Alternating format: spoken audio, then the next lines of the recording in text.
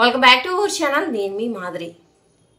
ఎప్పుడైతే మనము మనకున్న దాన్ని నెగ్లెక్ట్ చేస్తూ ఉంటామో ఖచ్చితంగా మనం దాన్ని కూడా కోల్పోతూ ఉంటాం అన్నమాట. చాలామంది చేస్తారు ఈ తప్పు. మీ దగ్గర ఉన్న డబ్బుని మీరు రెస్పెక్ట్ చేయరు, మీ దగ్గర ఉన్న పేరుని మీరు రెస్పెక్ట్ చేయరు, అలాగే మీ దగ్గర ఉన్నటువంటి ఈవెన్ ఫుడ్ను కూడా మీరు రెస్పెక్ట్ చేయరు అనమాట. కాబట్టి ప్రతి ఒక్కరం కూడా ఈవెన్ నాతో సహా ఖచ్చితంగా చేసేటటువంటి మిస్టేక్ అనమాట. మనం ఫుడ్ మిగిలిపోయింది అనుకోండి, చక్కగా పడేస్తూ ఉంటాము.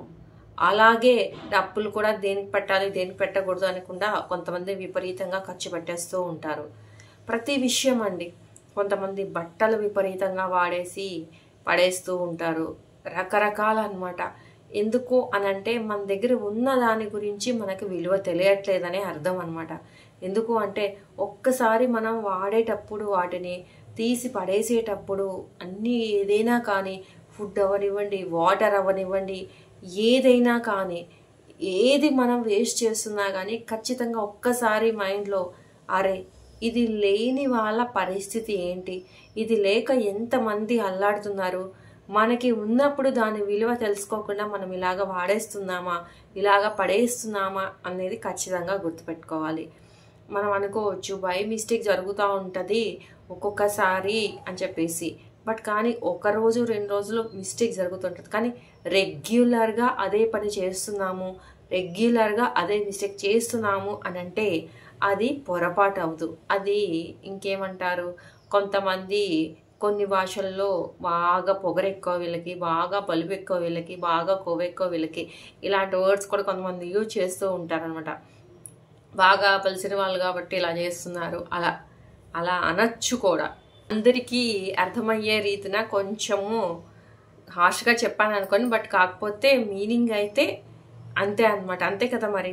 పొరపాటు అయితే ఒక్కసారి చేస్తాం కానీ ప్రతిరోజు అదే తప్పు చేస్తున్నాము, రియలైజ్ అవుతాం రాత్రికి రేపు ఇలా చేయకూడదని. మార్నింగ్ లెగిస్తే మళ్ళీ అదే పని చేస్తూ ఉంటాం. ఇలా చేస్తూ ఉన్న వాళ్ళ గురించి మాట్లాడుతున్నాను అనమాట. కాబట్టి ఎప్పుడైనా సరే మన దగ్గర ఉన్న లైఫ్ పార్ట్నర్ కానీ, ఒక పార్ట్నర్ ఒక రిలేషన్షిప్లో ఉన్నారు, మీకోసం ప్రాణం ఇచ్చే వాళ్ళు ఉన్నారు, కానీ మనం వాళ్ళని కేర్ చేయము.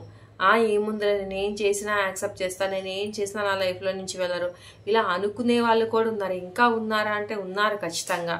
అంటే తన దగ్గర ఉన్న వాటి విలువ తెలియకుండా వాటిని పక్కన పెట్టేసి ఇంకేదో నాకు కావాలి, ఇంకేదో నేను అయిపోవాలి, ఇంకేదో నేను ఏదో సంపాదించేసేయాలి, ఇంకేదో నేను ఏ పొజిషన్లోకి వెళ్ళిపోవాలి, ఇలాగ రకరకాల మనుషులు రకరకాలుగా ఆలోచించి ఉన్నదానికి సంతృప్తి పడకుండా వాళ్ళ లైఫ్ని స్పాయిల్ చేసుకుంటూ, వాళ్ళ ప్రశాంతతని పోగొట్టుకుంటూ, వాళ్ళకు ఉన్నటువంటి హ్యాపీనెస్ని పోగొట్టుకుంటూ, వాళ్ళు పోగొట్టుకున్నదే కాక వాళ్ళతో పాటు వాళ్ళ ఫ్యామిలీకి టైం ఇవ్వకుండా ఫ్యామిలీని కూడా ఇందులోకి లాగి వాళ్ళు కూడా సఫర్ అయ్యేలాగా చేస్తారనమాట.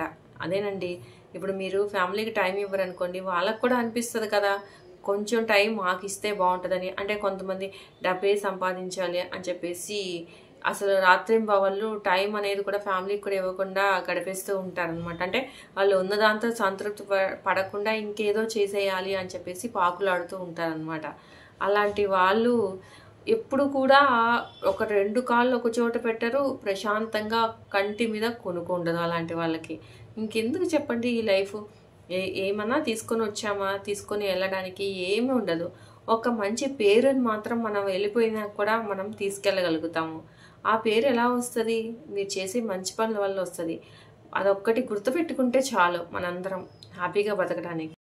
కానీ అది గుర్తుంటారా అని అంటే అది తప్ప మనకు అన్నీ గుర్తుంటాయి అన్నమాట.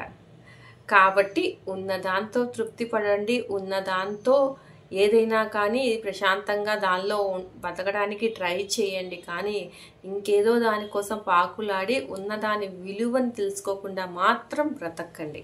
ఇదండి ఈరోజు వీడియో కనుక నచ్చితే లైక్ చేయడం మర్చిపోవద్దు. మరి ఇలాంటి వీడియోస్ కోసం వెంటనే ఛానల్ సబ్స్క్రైబ్ చేసుకుని పక్కనే ఉన్న బెల్ ఐకాన్ని కూడా ప్రెస్ చేయండి. అప్పుడే నేను పెట్టే డైలీ నోటిఫికేషన్స్ మీ దాకా వచ్చేస్తాయి.